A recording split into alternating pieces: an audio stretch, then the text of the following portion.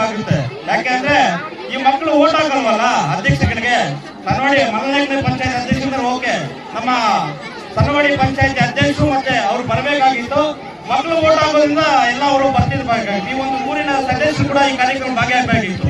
ಯಾಕಂದ್ರೆ ನಾನು ಇರೋದಂಗೆ ಇದ್ದಂಗೆ ಮಾತಾಡ್ತೀನಿ.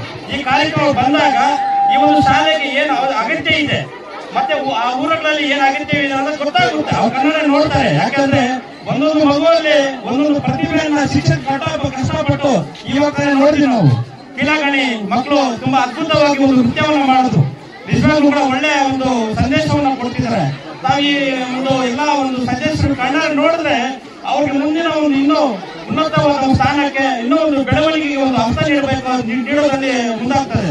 ಆದ್ರಿಂದ ಇವತ್ತು ಏನು ಈ ಸಂಗನಹಳ್ಳಿ ಗ್ರಾಮದಲ್ಲಿ ಈ ಒಂದು ಪ್ರತಿಭಾ ಕಾರಂಜಿಯನ್ನ ಅಳವಡಿಸಿದ್ದಾರೆ, ತುಂಬಾ ಒಳ್ಳೆಯ ವಿಚಾರ. ಎಲ್ಲಾ ಶಾಲೆಯ ಮಕ್ಕಳು ಕೂಡ ನಮ್ಮ ಸಂಗನಹಳ್ಳಿ, ನಮ್ಮ ಊರು ಪಕ್ಕದಲ್ಲಿ ಕೀಲಾಗಣಿ, ನಮ್ಮೂರು ಕೂಡ ನಮ್ಮ ರಾಮಕೃಷ್ಣನ ಒಳ್ಳೆಯ ಒಂದು ನುಡಿಮುತ್ತುಗಳನ್ನ ಕಥೆಯ ರೂಪದ ಮುಖಾಂತರ ಸಾರ್ವಜನಿಕರಿಗೆ ಎಲ್ಲರಿಗೂ ಕೂಡ ತಿಳಿಸ್ಕೊಡಿದ್ರು. ಆ ಒಂದು ಮಾರ್ಗದರ್ಶನ ನಾವೆಲ್ಲರೂ ಹೋಗೋಣ ಅಂತ ಸಂದರ್ಭ ಹೇಳ್ತಾ, ಯಾಕೆಂದ್ರೆ ಮೈಕ್ ಕೊಡುವಾಗ ನಮ್ಗೆ 1 ನಿಮಿಷ ಅಂತ ಹೇಳ್ಬಿಟ್ಟಿದ್ದಾರೆ. ನಾನು ಜಾಸ್ತಿ ಮಾತಾಡ್ಬೇಕು ಅಂತ ಹೇಳ್ಬಿಟ್ಟು ಜಾಸ್ತಿ ಮಾತಾಡೋದು ಬೇಡ. ಈ ಒಂದು ಸಂದರ್ಭದಲ್ಲಿ ಒಂದು ಮಾತನ್ನು ಹೇಳಿ ನನ್ನ ಭಾಷಣ ಮುಕ್ತಾಯ ಮಾಡ್ತೀನಿ.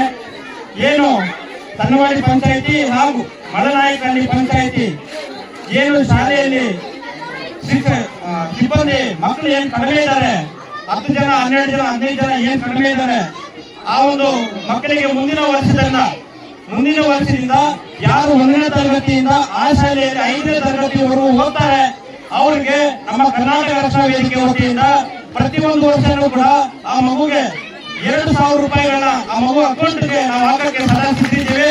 ಯಾಕೆ ಅಂದ್ರೆ ನಮ್ಮ ಊರಿನಲ್ಲಿ ನಮ್ಮ ಕನ್ನಡ ಶಾಲೆಗಳನ್ನ ಬೆಳೆಸ್ಕೋಬೇಕು, ನಮ್ಮ ಕನ್ನಡ ಶಾಲೆ ಅಭಿವೃದ್ಧಿ ಆಗ್ಬೇಕು ಅನ್ನೋ ಒಂದು ಮನೋಭಾವದಿಂದ ನಾವು ಈ ಒಂದು ಸಂದೇಶವನ್ನು ಕೊಡ್ತಾ ಇದೀವಿ. ಈಗಾಗಲೇ ಕೀಲಾಗಣಿ ಗ್ರಾಮದಲ್ಲಿ ಏನು 10 ಮಕ್ಕಳು ನಾವು ಈ ಸತಿ ಹೋದ್ಸತಿ ಹೇಳಿದ್ವಿ. ಶಿವಣ್ಣ ಸರ್ ಮತ್ತೆ ಲಕ್ಷ್ಮಣ ಇದ್ದಾರೆ. ಇನ್ನು ಹತ್ತದಲ್ಲಿ ಈ ತಿಂಗಳಲ್ಲೇ ತಮ್ಮ ಎಲ್ಲ ಸಹಕಾರದೊಂದಿಗೆ ಕೀಲಾಗಣಿ ಗ್ರಾಮದಲ್ಲಿ ತುಂಬಾ ಅದ್ದೂರಿಯಾಗಿ ಕಾರ್ಯಕ್ರಮವನ್ನ ಅಳವಡಿಸಿಕೊಂಡಿದ್ದೇವೆ. ಆ ಕಾರ್ಯಕ್ರಮ ತಮಗೆಲ್ಲ ಆಹ್ವಾನವನ್ನು ನೀಡ್ತೇವೆ. ಯಾಕೆ ಅಂದ್ರೆ ದುಡ್ಡು, ಆಸ್ತಿ, ಅಂತಸ್ತು ಎಲ್ಲವೂ ಕೂಡ ನಾವೆಲ್ಲ ಸಂಪಾದನೆ ಮಾಡ್ತೀವಿ. ಆದ್ರೆ ನಮ್ಮ ಊರುಗಳಲ್ಲಿ ಕನ್ನಡ ಶಾಲೆಗಳನ್ನ ಉಳಿಸೋದು ನಮ್ಮೆಲ್ಲರ ಜವಾಬ್ದಾರಿ. ಆ ಊರಿನ ಗ್ರಾಮಸ್ಥರ ಜವಾಬ್ದಾರಿ, ಆ ಊರಿನ ಮುಖಂಡರ ಜವಾಬ್ದಾರಿ ಆಗಿರುತ್ತದೆ. ಆದ್ರಿಂದ ಕರ್ನಾಟಕ ರಕ್ಷಣಾ ವೇದಿಕೆ ಕನ್ನಡ ಪರ ಶಾಲೆಗಳ ಪರವಾಗಿ ಯಾವತ್ತೂ ಕೂಡ ಸದಾ ನಾವು ನಿಂತ್ಕೊಳ್ತೀವಿ ಅಂತ ಹೇಳ್ತಾ, ಏನು 10 ಒಂದು ವಿದ್ಯಾರ್ಥಿಗಳು ಕೀಲಾಗಣಿ ಶಾಲೆಯಲ್ಲಿ 10 ವಿದ್ಯಾರ್ಥಿಗಳಿಗೆ ಏನು ಚೆಕ್ ಕೊಡೋದ್ರ ಮುಖಾಂತರ ಕಾರ್ಯಕ್ರಮವನ್ನು ಚಾಲನೆ ಮಾಡ್ತಾ ಇದೀವಿ. ಮುಂದಿನ ದಿನಗಳಲ್ಲಿ ಏನು 2 ಪಂಚಾಯತಿ ಶಾಲೆಯ ಶಿಕ್ಷಕರು ಸೇರಿದರೆ ಆ ಶಾಲೆಗಳಲ್ಲಿ ತಾವು ಏನು ಒಂದು 10 ಮಕ್ಕಳು 5 ಮಕ್ಕಳು ಕಡಿಮೆ ಸಂತಿರೋದ್ರಿಂದ ಆ ಒಂದು ಊರುಗಳಲ್ಲಿ ಮಕ್ಕಳ ಸೇರ್ಪಡೆ ಆಗ್ತದೆ. ಅದು ನಮ್ಮ ಗಮನಕ್ಕೆ ತಂದ್ರೆ ನಾವು ಚೆಕ್ ಕೊಡೋದ್ರ ಮುಖಾಂತರ ಶಾಲೆಗಳನ್ನ ಉಳಿಸೋಣ ಅಂತ ಸಂದರ್ಭ ಹೇಳ್ತಾ, ಎಲ್ಲರೂ ಕೂಡ ಒಂದು ದಾರಿಯಲ್ಲಿ ಹೋಗೋಣ.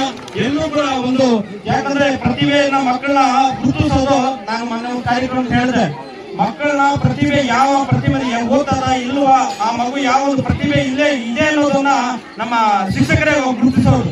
ಯಾಕಂದ್ರೆ ಶಿಕ್ಷಕರನ್ನ ಗುರುತಿಸಿ ಅವ್ರ ತಂದೆ ತಾಯಿ ಹೇಳ್ತಾರೆ, ನಿನ್ನ ಒಂದು ಮಗು ಶಾಲೆಯಲ್ಲಿ ತುಂಬಾ ಓದ್ತಿದೆ, ಈ ಒಂದು ಮಗುವಿನ ಪ್ರತಿಭೆ ಇದೆ ಅಂತ ಹೇಳೋದು ಯಾರಪ್ಪ ಅಂದ್ರೆ ಏಕೈಕ ವ್ಯಕ್ತಿ ಯಾರಪ್ಪ ಅಂದ್ರೆ ಶಿಕ್ಷಕರು ಮಾತ್ರ ಅಂತ ಹೇಳ್ತೀವಿ.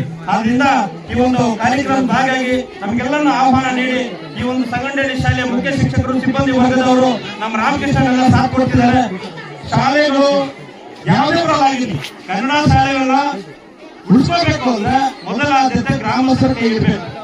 ಆವಾಗ ಸರ್ಕಾರಿ ಶಾಲೆಗಳು ಉಳಿಸುತ್ತೆ ಅಂತ ಸಂದರ್ಭ ಹೇಳ್ತಾ, ಅದಕ್ಕೆ ಎಲ್ಲರೂ ಕೂಡ ಕೈ ಜೋಡಿಸುವಂತ ಸಂದರ್ಭ ಹೇಳ್ತಾ, ವಿಶೇಷವಾಗಿ ನಮ್ಮ ವೆಂಕಟಪ್ಪ ಸರ್, ಓಬಳರೆಡ್ಡಿ ಸರ್ ಅವರು, ನಮ್ಮ ಮುನರಾಜ್ ಸರ್ ಅವರು, ಮತ್ತೆ ನಮ್ಮ ಮಂಜುನಾಥ್ ಸರ್ ಅವರು ಎಲ್ಲ, ಮತ್ತೆ ನಮ್ಮ ಗ್ರಾಮಾಂತರ ಅಧ್ಯಕ್ಷರಾಗಿರುವಂತಹ ನಮ್ಮ ನ್ಯಾಯಾಧೀಶರು ಸನ್ನವಾಡಿ, ಇವೆಲ್ಲರೂ ಕೂಡ ಕೈ ಜೋಡಿಸಿ ಈ ಕಾರ್ಯಕ್ರಮದ ಯಶಸ್ವಿಯಾಗಿದ್ದಾರೆ.